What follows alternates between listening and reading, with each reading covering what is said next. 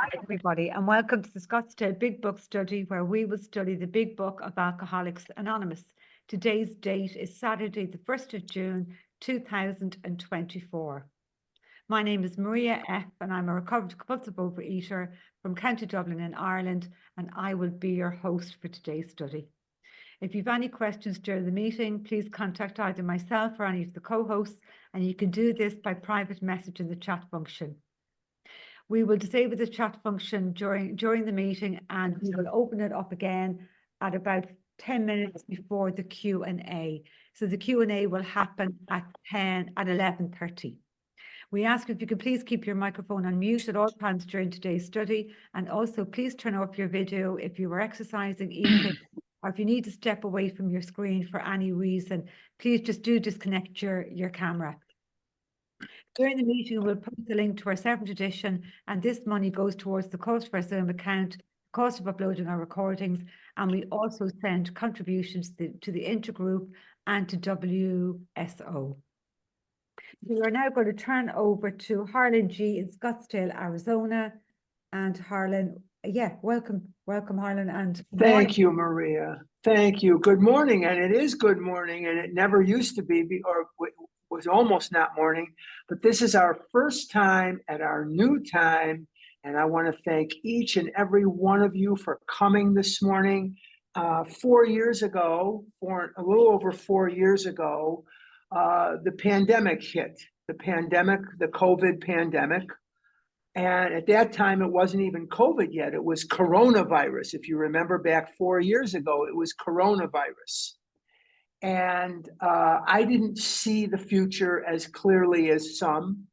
And I just imitated what we were doing live. And what I did live in the coffee plantation in Scottsdale, Arizona, is we would sit down and we would study the Big Book every Saturday at 10 a.m. And we would go for about an hour, and then we would go to lunch as a group, or an hour and a half. We would go, and we would go to lunch. So when we first got on Zoom, I made the time 11 o'clock. 10 o'clock in Arizona. And I just imitated what we were doing.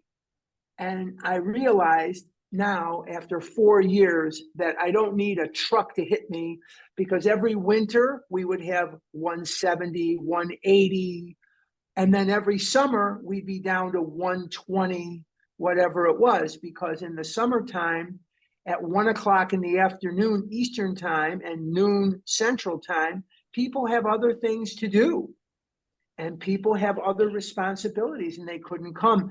But I said to myself, we need to make this change. And we finally did. So I want to thank each and every one of you for rolling with it and for coming. Okay, we have been talking about Fred. We have been talking about the chapter more about alcoholism. And as is my wont, we review a little bit. We're going to start, we're going to start on page 40. We heard no more of Fred for a while. But before we roll into page 40, we heard no more of Fred for a while. Let's take a look at what leads into this. One of the things that most people believe is that this disease comes from misfortune. This one died, or that one divorced, or this one did this or that, and then all of a sudden I couldn't stop eating. You hear that all the time in meetings. Well, Fred's story, which is the story really of Harry Brick. Harry Brick was one of the original AAs, and he wrote a story in the back of the first edition Big Book called A Different Slant. And Harry Brick did end up drinking again, and he ended up leaving AA, as did many of the authors in the first edition of the Big Book. But Harry illustrates for us something that needs to be illustrated, and that is this. We drink, we eat, we gamble, we drug, we do whatever we do, whether things are going well or things are going horribly. That it is a disease of the mind and a disease of the body that afflicts people, whether the times are good or the times are bad. Right now, of the people that are here, some of you are thinking, I'm having a great day. Some of you are thinking, I'm not having a great day. If this would happen or that. But Fred's story says to us that we have a disease that is permanent. We have a disease that is progressive. And we have a disease, and this is the part to really understand as well as the other two. If this is untreated, it is fatal. The only choice we have is to live with the disease, is to die with the disease or die from the disease. There's a big difference between dying with the disease as there is dying from the disease. If I die from the disease, the food is going to make me diabetic. I'm just looking at my mother. My mother was diabetic. My mother had gangrene in one leg. They had to amputate her leg near the end of her life. She had 100 units of insulin per day. My mother was ravaged by the disease of diabetes, but she was ravaged by diabetes because she was ravaged originally by the disease of compulsive overeating. That was what ravaged her in the beginning, was the disease of compulsive overeating. And Fred's story reminds us that it doesn't matter. Things are good, things are bad. We have this disease now. What are we going to do about it now? We have choices to make. Some of you are thinking to yourself, I just can't seem to get abstinent. What am I going to do? You have to change something. You have to do something. If you do what you did, you'll get what you got. And some of you are going along real good. Some of you are going along real good, and that's fantastic. That's great. So Fred, being a partner in a well-known accounting firm, he has money. He has a family. He's the father of promising children of college age. He has so attractive a personality that he makes friends with everybody.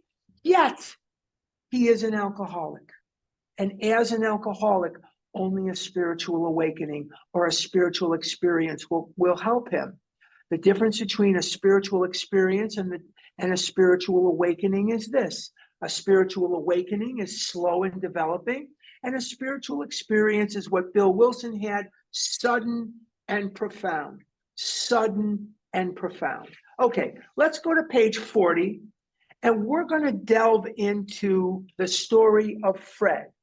And Fred, he heard them talking to him about his alcoholism. He spoke to people in AA, and he sort of said to himself, you know, I hear what you guys are saying, but you know what? I've got this. I've kind of got this under control, and I am just good to go. I really don't need all the measures that you guys have taken.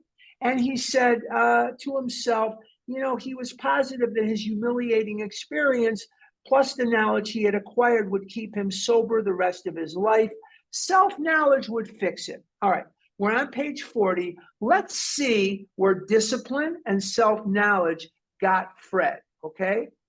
We heard no more of Fred for a while. In other words, he left their meetings, he left their presence. One day we were told he was back in the hospital.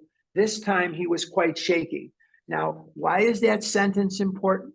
Because it illustrates for us the progressive nature of the disease.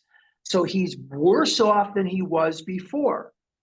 Okay, we never get better, we get worse. He soon indicated he was anxious to see us. In other words, he's had the tar beaten out of him by the disease, and he is now convinced that he cannot do this on his own, by himself, even though he has been highly successful on his own talents and abilities. He just doesn't seem to be able to maintain any type of sobriety. He's anxious to see them. The story he told is most instructive, for here was a chap absolutely convinced he had to stop drinking, who had no excuse for drinking, who exhibited splendid judgment and determination in all his other concerns, yet was flat on his back nevertheless. Before we go further, let me go back with you to page 7. Go back with me. Keep your hand on 40, but go back with me to page 7 in the big book of AA. And we're going to see that Bill Wilson is a remarkably good teacher. And Bill doesn't give us information once when it's vital. He gives it to us repeatedly. And on page 7, we're going to look at the time that Bill Wilson first meets Dr. Silkworth during the first of his 3 described hospitalizations. And it says on page 7, in the last sentence of the begins with my brother-in-law, the very last sentence of that paragraph is, I had been seriously ill bodily and mentally. Bodily is the allergy, mentally is the twist of the mind. Now, the next sentence is what I want your attention to focus on. And it says very simply on page 7, it relieved me somewhat to learn that in alcoholics, the will is amazingly weakened when it comes to combating liquor, though it often remains strong in other respects. So what this is telling me is I've accomplished whatever I've accomplished in life. I'm lucky enough so that I own my own business, although unfortunately, you can go back to page 40 now. We're done with 7. Unfortunately, I still have to work, but I don't clean toilets. I don't scrub floors. I don't dig ditches. So there's people that have it much worse than I do. I wish I didn't have to work, but situation is I do have to work. I wish I could retire, but okay, that'll be up to God. But my talents and my abilities navigated me through this vicious disease. It navigated me through my divorce. It navigated me through different things. If I didn't have God's help, though, I'd be dead. I'd be absolutely dead. So don't get the impression that it was strictly me. I knew enough to reach out. I knew enough to reach out for God's hand. I knew enough that I didn't know everything. But when we're talking about this disease, it is absolutely overwhelming to my talents, abilities, and skills. I'm going to say that again because it's so vital. This disease of compulsive overeating will overwhelm your intellect, your talent, your skills. Anything that you can throw at this disease will not make a difference unless what you're throwing at this disease is the force of your higher power that I choose to call God. And in the final analysis, Fred is learning that anything he does to try to fend off his alcoholism is laughable to this disease. Let's see where we go from here, okay? Let him tell you about it, all right? I'm in the middle of 40. I was much impressed with what you fellows said about alcoholism, and I frankly did not believe it would be possible for me to drink again. I've lost weight dieting. I thought I had arrived. I thought, man, I've got this down. Well, guess what? I didn't. I rather appreciated your ideas about the subtle insanity which precedes the first drink, but I was confident it could not happen to me after what I had learned. In other words, my ego told me somehow I'm different. Remember that the ego has 3 jobs: make me right, make me feel good right now, and make me different from everybody else. Make me right, make me feel good right now, make me different from everybody else. I reasoned I was not so far advanced as most of you fellows that I had been usually successful in licking my other personal problems, that I would therefore be successful where you men failed.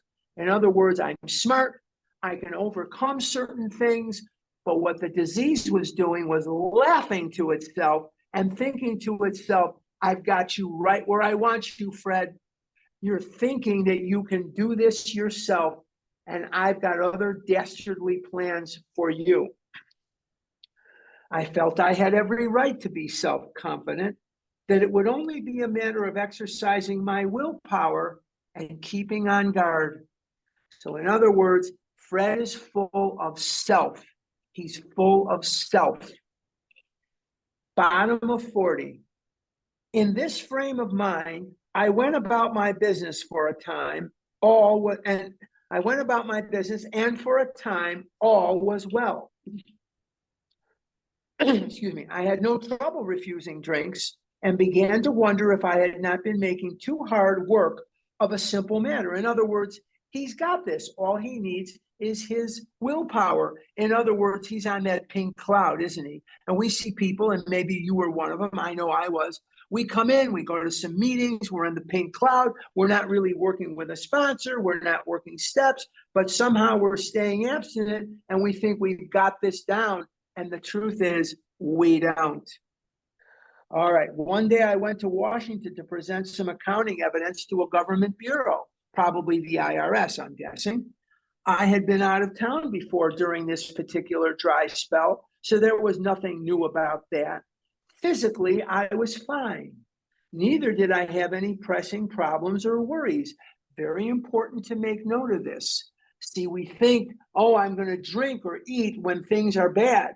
No, this guy doesn't have a care in the world, yet let's see where he goes from here. My business came off well.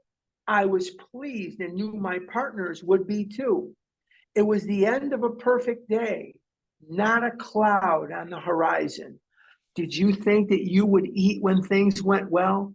I didn't, but I ate railroad cars of Chips Ahoy and cargo ships full of Doritos when things went well for me. And sometimes they did go well. And sometimes I got the good grade or I got the recognition. I still ate cargo ships full of Chips Ahoy and railroad cars full of Doritos. And there was no stopping me. No stopping me. First paragraph of 41. Note the italics. I went to my hotel and leisurely dressed for dinner. As I crossed the threshold of the dining room, the thought came to mind that it would be nice to have a couple of cocktails with dinner. That was all, nothing more. So before we continue, he has this thought that he wants a couple of cocktails with dinner. That's the mental twist. The mental twist is half the disease. There's the mental twist, and accompanied by the mental blank spot, the built-in forgetter, and the physical allergy. So there's the mental and the physical, okay? Now, we would think that if things are going well for us, your mind would love that. But the mind of a compulsive overeater, an alcoholic, a drug addict, whatever it is, gambler, whatever that is, we are uncomfortable as we see the reality around us. And as we see the reality around us, we become so uncomfortable that the mind will look for a way to change the channel, to change what it's seeing, what it's hearing. And the best way for my mind to change the channel is for me to eat Chips Ahoy cookies or whatever. Okay, it's Saturday morning. I remember vividly eating serving bowls, soup bowls of Frosted Flakes, soup bowls of Captain Crunch. I mean, like you wouldn't believe. And the more I ate, the more I wanted, the more I wanted, the more I ate. but he's uncomfortable with things being good. Can I relate to Fred? You bet I can. I relate to Fred right down the line. Let's continue. I ordered a cocktail in my meal. In other words, he is now doing the most insane thing any of us have ever done. I've done some crazy things, but here's the craziest thing I've ever done. I've taken my hand and I have picked up food, cookies, Doritos, not broccoli or cauliflower, French fries, pizza, whatever you want, and put it in my mouth at a time when I was completely and totally abstinent. Let me say that again. I've done a lot of crazy things. I've made very bad decisions. I've said stupid things. I've said things that hurt people that I love. I have lied when the truth would have served me better. I have written bad checks. I have embarrassed myself. I have embarrassed others.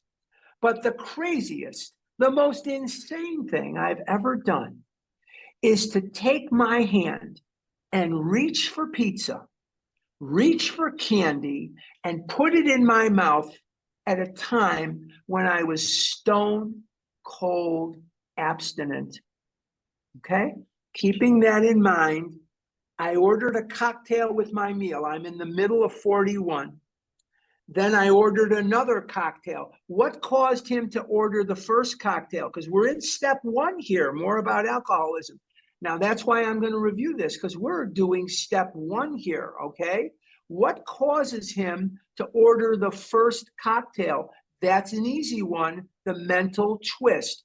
Now he's got it in his body, and he says, then I ordered another cocktail. What causes him to order the second cocktail? What caused him to order the second cocktail is the physical allergy. The physical allergy. Once it's inside of me, I can no longer control the amount that I take in. So he gets up after having two cocktails, and what does he decide? He says, after dinner, I decided to take a walk. What do you think he was thinking about the entire time he was taking a walk? Well, I'll answer the question for you. When I returned to the hotel, it struck me that a highball would be fine before going to bed. So I stepped into the bar and had one. He was thinking on the walk, I had two cocktails. I'm not drunk. I'm able to walk. This thing is behind me. I can now drink with safety. And he's thinking and obsessing about drinking another cocktail. So it says here, he stepped into the bar and had one. I remember having several more that night and plenty the next morning. He's under the authority of the physical allergy. The allergy is kicking his tail. I have a shadowy recollection of being in an airplane bound for New York and of finding a friendly taxi cab driver at the landing field instead of my wife. He's totally in oblivion right now. He doesn't know what world he's in. He don't know if he's foot or horseback at this point. The driver escorted me about for several days. I know little of where I went or what I said and did. Then came the hospital with unbearable mental and physical suffering. So, did Fred's disease pick up where it left off? No, it got worse and worse and worse. Permanent, progressive, if untreated, fatal. His mind, the mental twist, had him order a cocktail with dinner. The body, the physical allergy took over once the liquor was inside of him and caused him to go into oblivion. Oblivion. As I'm at the bottom of 41. As soon as I regained my ability to think, I went carefully over that evening in Washington. Now, this is in italics, which cost them extra money. Not only had I been off guard, I had made no fight whatever against the first drink. This time I had not thought of the consequences at all. Why didn't he think of the consequences? Because of the mental blank spot. I have stood there on many a Saturday or Sunday or Monday or Tuesday. I had never been on a date with a girl in my life. I had never experienced life as it is supposed to be led. I was a monster physically. My stomach hung down to almost my knees. I had about 5 rear ends. I was in size 78 pants. I had a 7 extra large shirt on that did not button.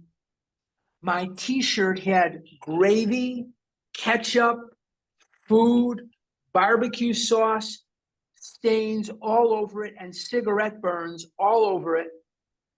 And there I was thinking, should I get the Chips Ahoy or should I get Oreos? That was what was going on in my twisted, crazy brain. Should I get Chips Ahoy or Oreos? And if I had the money, I always got both. I had commenced to drink as carelessly as though the cocktails were ginger ale. I now remembered what my alcoholic friends had told me, how they had prophesied that if I had an alcoholic mind, the time and place would come, I would drink again. Top of 42.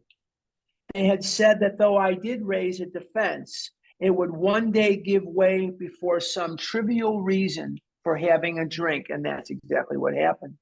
Well, just that did happen and more. For what I had learned of alcoholism did not occur to me at all. I knew from that moment that I had an alcoholic mind. I saw that willpower and self-knowledge would not help in those strange mental blank spots. The mental blank spot is the built-in forgetter. I had never been able to understand people who said that a problem had them hopelessly defeated. I knew then it was a crushing blow. We look back on this and we see a smart man, a capable man, an accomplished man, a successful man. But his intellect, his talent was absolutely no challenge for this disease. This disease is cunning and baffling and powerful. This disease will overwhelm your greatest desire not to succumb to it. This disease will speak to you in the most seductive way possible. It will speak to you and it will come wearing the sexiest clothes you ever saw. And it will entice you as the sirens enticed the sailors to the rocks. And when the sirens would entice the sailors to the rocks, they would dash their ships on the rocks, and the sirens would summon their people, and they would steal all the things from the ships that were dashed upon the rocks. This disease is not just waiting to kill you. This disease is waiting like a terrorist to ravage your life, to isolate you, to embarrass you, to make it so you do not want to leave the house, to make it so you cannot look good, to make it so that you cannot feel good, to strip you of any dignity that you have. The disease is not just a disease for me of compulsive overeating. For me, it is a disease of self-loathing. It is a disease of fear. It is a disease of an almost agoraphobic life. I was afraid to leave the house because I could wear my underwear in the house or I could wear whatever. But when I have to put on clothes, it becomes very scary to me, number one. Number two, I was an object of ridicule, and people would make fun of me and people would laugh at me. Children would laugh at me. And I didn't want that. It bothered me, but I had to pretend that it didn't. This disease will strip you of any dignity that you have. We have one life. This is not a dress rehearsal. This is not a dress rehearsal. This is it. Many of my father's friends, you've heard me talk about this before if you've been around here. Many of my father's friends came out of the concentration camps. Many, not all, but many. And they would tell me when I was a little boy, live until you die. And I'll be honest with you. I thought live until you die meant you accumulate all the milk duds you can accumulate and all the baseball cards and chew the gum and get all the candy you can get because that's living. That is not what they were talking about. They are talking about living your life to the fullest. For today, I am living an enviable life. I have a wonderful companion that I'm just crazy about, absolutely crazy about her. I have a wonderful companion. I have wonderful friends. I make enough so that my bills are paid. I wish I could retire. I wish I could just live wherever I want. I can't. I wish I could retire. I can't. But there are people that have it a lot worse than I do. I look okay. I'm wearing normal clothes. All my clothes come from a normal store. I'm wearing name brand pants. I'm wearing a name shirt. I'm wearing everything, that I'd want. My car is paid for. My home, I have a mortgage on it, but it's paid. I'm not behind or anything like that. I have a good life. I have a very good life. There's nothing to complain about.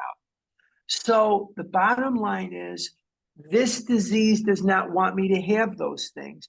This disease wants me to be broke, humiliated, and begging for death. Begging for death. That's what this disease wants.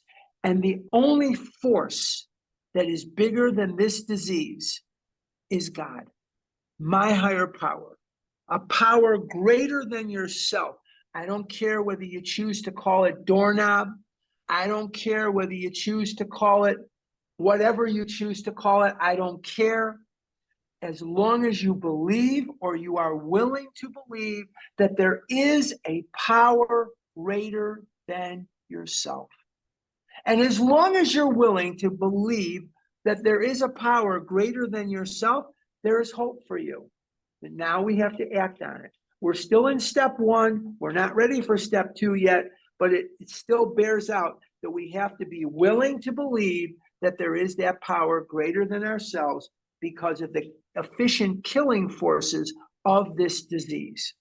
All right, now we're on page 42.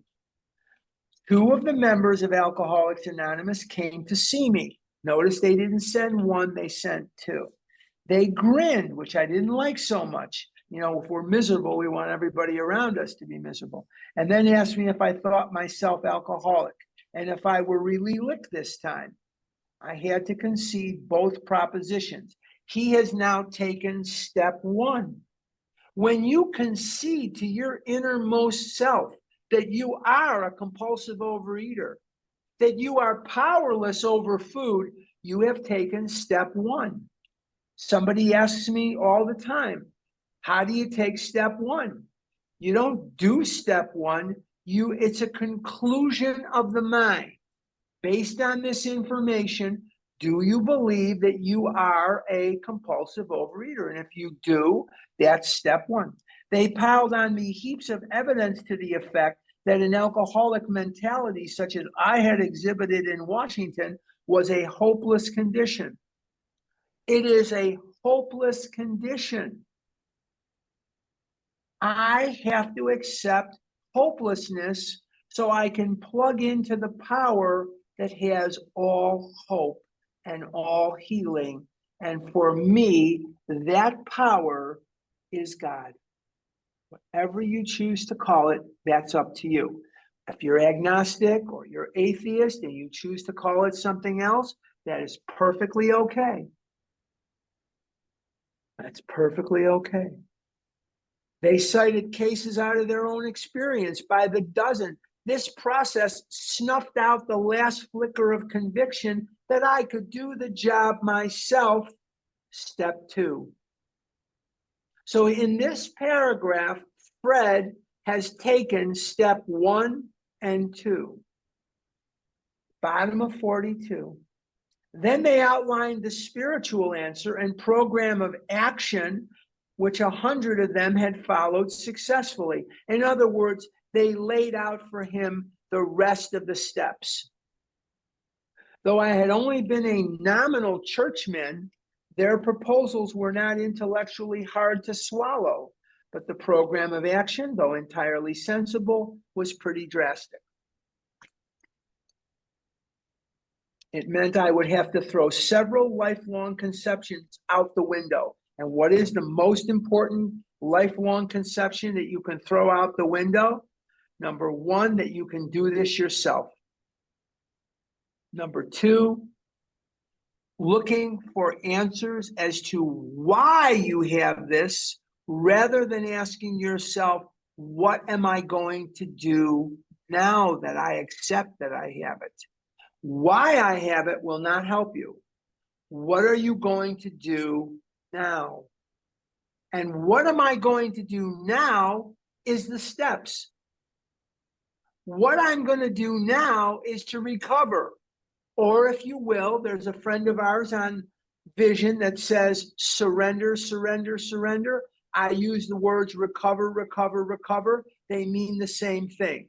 You have to submit to the process and work your program like your life depends upon it, because it does. It does. Some of you have good lives. Some of you have 2 cars in the garage and a chicken in every pot. Remember during the Depression, one of the presidential candidates said, a chicken in every pot? I don't know about that, how appropriate that is, but that's what he said. But anyway, the bottom line is that we have people here from Yale and people here from jail.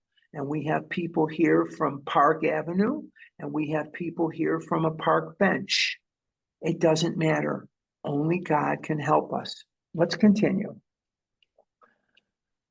This was not easy, but the moment I made up my mind to go through with the process, step 3, I had the curious feeling that my alcoholic condition was relieved, as in fact it proved to be.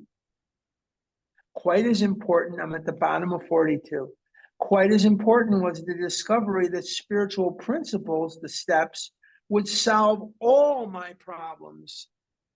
I have since been brought into a way of living infinitely more satisfying, and I hope more useful than the life I lived before.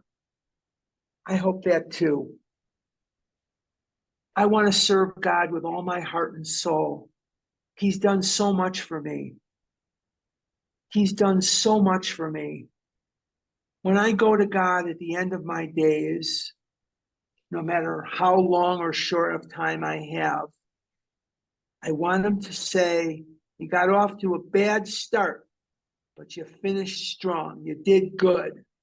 Now go ahead. Bill Wilson's waiting for you. Lunch is coming and Bill wants to see you. And I want to go to the table there and shake Bill's hand and say, I'm here to talk to you. And he'd say, I knew you were coming. Sit down. Let's talk.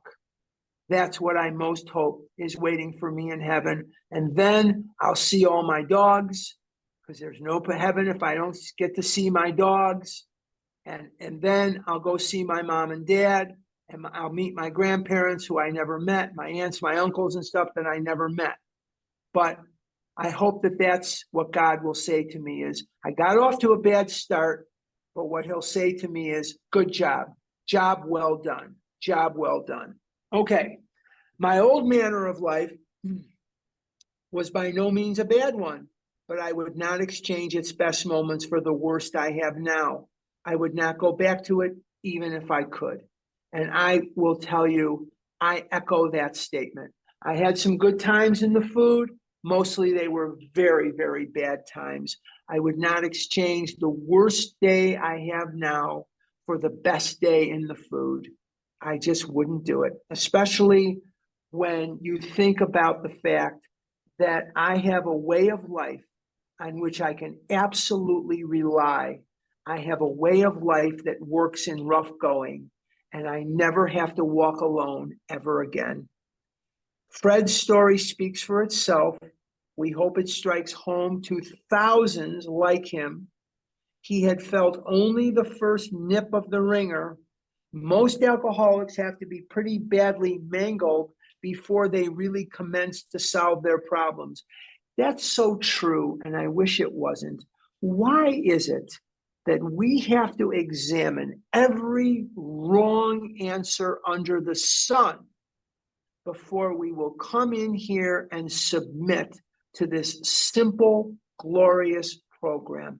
Why is it that we have to go from thing to thing to thing to thing, and then we come into OA and all of a sudden a bell goes off and says, man, I wish I had done this years and years and years ago. And yet for most of us, this program was introduced to us years ago and we rejected it. We absolutely, categorically rejected it. And then all of a sudden we came to our senses when all hope was gone and came back to OA and hope was there in spades. I don't know what that is, but there's got to be something that maybe somebody could do a study on. Why is it that we have to make every wrong move before we will come to the conclusion that this program is the answer? I don't know. That's for smarter people than I, but that would be a very interesting study. Okay. Now we're going to talk about Percy Pollock at Bellevue. Now, the doctor, the psychiatrist that we're talking about is Percy Pollock. He is at Bellevue. Is that important for your recovery? No. But I like to throw it in there so you have a name, so you have a little bit of history, so you can know what we're talking about here. It's Percy Pollock. And Percy is going to give Bill this quote that Bill is going to put in the book. Many doctors and psychiatrists agree with our conclusions. One of these men, staff member of a world-renowned hospital, Bellevue, recently made this statement to some of us. This is Percy Pollock. Dr. Percy Pollock. What you say about the general hopelessness of the average alcoholic's plight is, in my opinion, correct. As to two of you men whose stories I have heard, there is no doubt in my mind that you were 100% hopeless apart from divine help. Had you offered yourselves as patients at this hospital, I would not have taken you if I had been able to avoid it. People like you are too heartbreaking. Though not a religious person, I have profound respect for the spiritual approach in such cases as yours. For most cases, there's virtually no other solution. Let's read the last paragraph, and then we're going to make a little foray into the next chapter. Once more, see, he's already told you this several times in several different ways, using several different examples.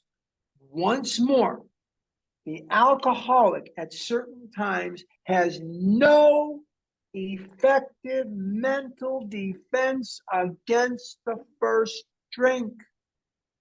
Except in a few rare cases, neither he nor any other human being can provide such a defense.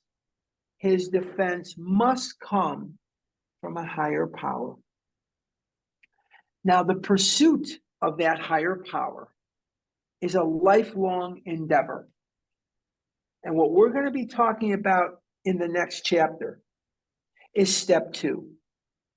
And when I look at step 2, it does not say believed that a power greater than yourself could restore you to sanity. It says came to believe. In other words, it's intimating at a journey rather than a destination. That's very important for me. It is intimating at a journey, came to believe, rather than at a destination. So it is important for me to keep in mind that the work of step 2 is the work of a lifetime. And the most important things I can do to work step 2 are to be abstinent, sponsor others. On the bottom of page 14, and we're going to come back to page 44. I don't know about today, but we're going to come to this paragraph at the bottom of 14. And this paragraph is about step 12, but it's also about step 2. And this is what I call Ebby's legacy. Ebby Thatcher, Edward Throckmorton Thatcher is Ebby Thatcher. And Ebby tells this to Bill in the hospital on December the 15th, 1934. Let's read the last paragraph on 14 and the top of 15, and then we're going to see how much time we have left. My friend had emphasized the absolute necessity of demonstrating these principles in all my affairs. Stop right there for just a second. We demonstrate the steps in all of my affairs. The principles are the steps. I'm not knocking this thing here. There's a thing, this principle of 1 is honesty and the principle of 2 is faith. And that came out decades after Bill was dead. Okay? So when Bill is talking about the principles in the big book, he is talking about the steps, not this other thing. I'm not knocking that, but that came out in the 80s, in the 70s and 80s, 90s. Bill died in 71. He didn't know from this. Particularly was it imperative. What's imperative mean? Important above all else. It was imperative to work with others as he had worked with me. So he's telling you, if you don't work with others, you're in trouble. And how do you do that? You have to sponsor. Faith without works was dead, he said. Someone I love very much said to me, works without faith is dead too. She's right. Faith without works is dead. Works without faith is dead. I have to have that faith. And how appallingly true for the alcoholic. For if an alcoholic failed to perfect and enlarge his spiritual life through work and self-sacrifice for others. So it's not only telling me I have to perfect and enlarge my spiritual life, it tells me how to do it in one sentence. Through work and self-sacrifice for others, he could not survive the certain trials and low spots ahead. No matter how evolved my recovery gets, I will never rise above the level of a human being. I am going to have good days, and I am going to have bad days, and I am going to have situations that challenge my very faith to the core. One day I'm going to die. But until I do, I'm going to work with others because my life depends upon it. Let's continue. If he did not work, he would surely drink again. If he drank, he would surely die. And faith would be dead indeed. With us, it is just like that. So if I do not work with others, I will eat again. And if I eat, I'm going to die. And then faith would be dead indeed. With us, it is just like that. Now, we're not going to get into chapter 4 today, but we're going to talk about some things that I will probably talk about again next week, but they bear repeating now. What is an agnostic? We all know that an atheist absolutely believes that there is no religious deity in the sky with a white beard that controls everything. I am not a Calvinist. I do not believe that God controls every event, every outcome. I also do not believe that God favors one baseball team over the other baseball team. Sometimes when the team wins, they'll say, well, God was on our side. God is not, I don't think God cares who wins. I think he's a Cub fan, but I think he kind of lets things go as they are. But I believe he's a Cub fan because he's righteous, and that's the right thing to be, is a Cub fan. And he would never be a Yankees, Mets, Dodgers, Braves, or Angels fan. Never. It would be beneath God to do that. So anyway, I believe God is a Cubs fan. But anyway, an atheist is one who believes that there is no religious deity in the sky with a white beard. An agnostic, what is an agnostic? Ag means without. Gnostic means knowledge. Agnostic, one who has no knowledge. So an agnostic is one who is not sure, is there a God? Is there not a God? I'm just not sure. A believer, which is what I am, that doesn't mean that you're wrong if you're not. That doesn't mean we should throw rocks at you. No, all it means is this is who I am. I'm telling you who I am. I believe that there is a God, and I believe that there are two things I need to know about God above anything else. There is a God, and it's not me. There is a God, and it's not me. And if I keep those things in mind, there is one and it's not me, I'm going to be okay. I'm going to be okay. I pray every day. I pray every day. But I also try as best I can to act on my faith. How do I act on my faith? Well, I give a certain percentage of what comes to me back. I encourage others to believe or to recover, and I teach the steps to the best of my ability, and I do the best I can to contribute, at least in OA, to the greater good.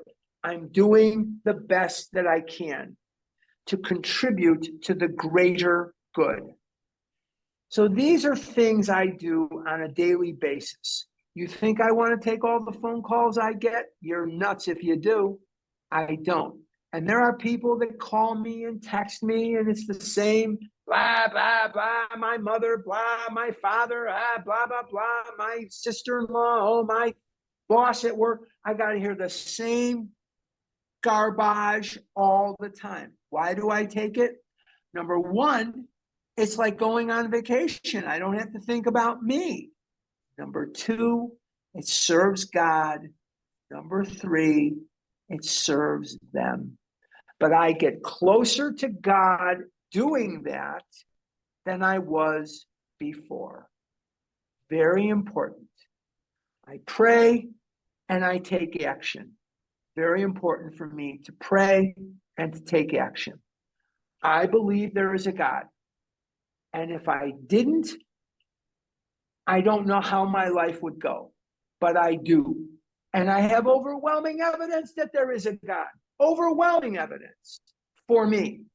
If you're not a believer and you're an atheist, can you recover? Yes. Yes. Are you accepted here? Yes. Do I accept you? Yes. I do not condemn you.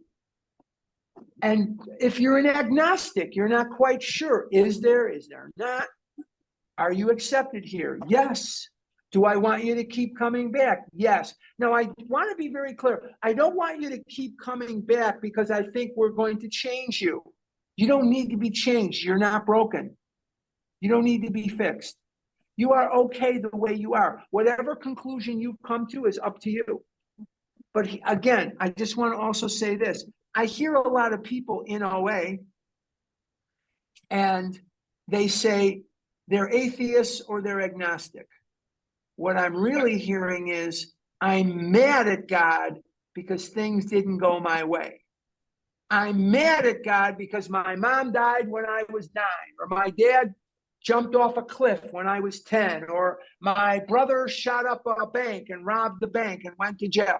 No, what I'm hearing is, you're not really an atheist, and some are. I'm not disputing you. I hear a lot of people that are mad at God, and they feel that if they just dispel atheism or agnosticism, that God will somehow favor them to curry them back into the believer category. That usually doesn't happen. So I have to ask myself at times, am I really mad at God? Because we get mad at God, don't we? We get mad at God. You know, I was a fat kid, and my mom, she was, mentally ill or whatever she was. And my dad was old. My dad was 60 by the time I entered kindergarten. My dad wasn't really one generation in front of me. He was 3. My dad was 60 years old when I was in kindergarten. He was older than many of the grandparents of the kids that I went to grammar school with. He was older than the grandparents. And people said to me my whole life when I'd be with my dad, is that your grandpa? And I'd say, no, that's my dad. That's my dad. So my dad was older, and there were a lot of things I never got to do with my dad, but I had a dad who loved me. I had a dad who came home every night and couldn't stop loving me. And he knew that he didn't have a lot of time left, but he made the most of it, and he loved me to the best of his ability. And so did my mom too. My mom loved me very much, very much. So we have believers, agnostics, I'm not quite sure. Ag means without, gnostic means knowledge, and we have atheists. We can all recover equally. We can equally recover. All we have to be able to do is believe or be willing to believe, and we're going to be talking about this a lot. Believe or be willing to believe that there is a power greater than myself. Okay, I just want to remind you because I'm going to start We Agnostics, but I really want to do it next week. What I want you to keep in mind is that we're having a wonderful retreat coming up July 12th, 13th, and 14th in Phoenix, Arizona. And it is going to be fantastic. To register for this wonderful, wonderful retreat, go to phoenixoa.org. phoenixoa.org. It's at the Crown Plaza Hotel in Phoenix, right by Sky Harbor Airport. It is going to be wonderful, and we hope you can attend. It's going to be great. We're going to go to questions and answers, but before we do, see, I don't have to announce the changing of the time anymore of this meeting, because obviously you know that, or you wouldn't have been here today. And I want to thank each and every one of you for coming, and I want to thank you all for making me feel so positive, because I wasn't sure what to expect because of the time change, but 80 of you came, and I'm so, so glad. And I know that it will build over time. And I know that we have to be patient with God and patient with the process and patient with ourselves. This will build over time. You'll see this is going to be a good decision. Moving this meeting to an earlier time is going to be a very good decision. You'll see that. Okay, no math, and please no food questions. And if you asked me a question last week, kind of hang back and wait for a lull in the action, and then jump in and ask your question. Maria, I'm going to turn it back to you. Thanks, Harlan. Let's get to it. Thanks, Harlan. So first, for a question, just to also say, if you have a question for Harlan and you want us to ask it, just send it to me in the chat, and I can ask Harlan for you if you want to do it that way either. But first, with their hand up, is Pat in Quebec. Hey, Pat, good morning. Or we'll just let you unmute. Hang on. Just give permission for everybody to unmute themselves. There you go now, Pat. You should be able to unmute. Okay, good morning. I don't have a question. I have a comment. Can I go ahead? If it's quick, sure, absolutely. Thank you, Harlan. I want to thank you specifically and especially for today and for last time about the phrase. I have. How does one say? Do you believe or are you willing to believe? Okay. I came to OA like 1,000 years ago. And I always had problem with the God thing, you know, because people always talked like they were illuminated. And I couldn't sincerely think you know, I do believe it. I was an atheist or so, whatever.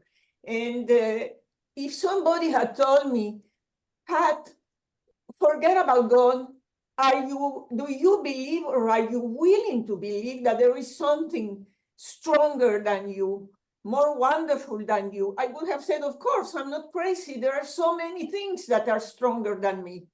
So ever since I really saw that, because you have been talking about it for 2-3 times, you know, I think that today I'm becoming a believer. Isn't that amazing? And I'm 84 Yes, it years is. old. So Wow. I thank you with all my heart, dear Harlan. Thank you. Thank you very much. Thanks, Pat. Thanks Thanks, so much. Pat. Okay.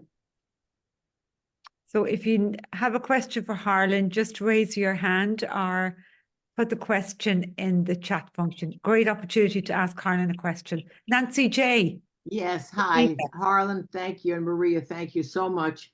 Harlan, something caught my attention as you were talking that I was trying to think of the logic of it, and I think I'm kind of getting it. It's on page 42 when you talk about Fred, and the middle paragraph there, and you said at the end of that paragraph, this process snuffed out the last flicker of conviction that I could do the job myself. And you said that is step 2. And so I was trying to, what was your train of thought there? Why that is step 2?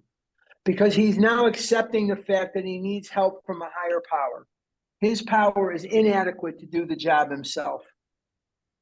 But I was he trying now to needs think, a power greater than himself. Yes, and then when I look at step 2, could restore us to sanity. Is it implied that he is now has the hope that he could? I was trying to, maybe because of all what they were telling him, they say the heaps of evidence, cases out of He their own now experience. knows he cannot do this himself. He has to have God's help. He has to have a power greater than himself.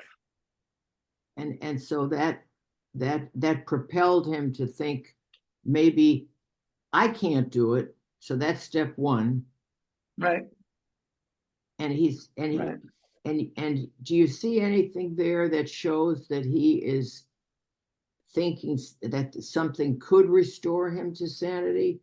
No, he doesn't talk about sanity. He just says this process snuffed out the last flicker of conviction that I could do the job myself. Step 2. Yes, yes. I need God's help. I need the power. I need a power greater than myself.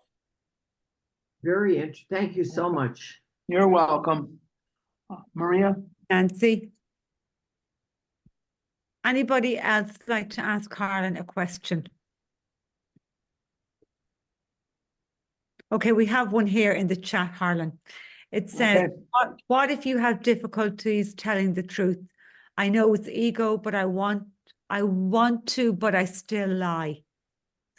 So well, you know the difference between truth and false, unless you have a severe mental illness. If you have that, then we may not be able to help you. But the temptation to lie is really coming from fear. It really comes from fear. It comes from the desire that we have to not have relationships that are real, but to do image management and to get your own way. And when you believe in God, you really don't see the reason to lie.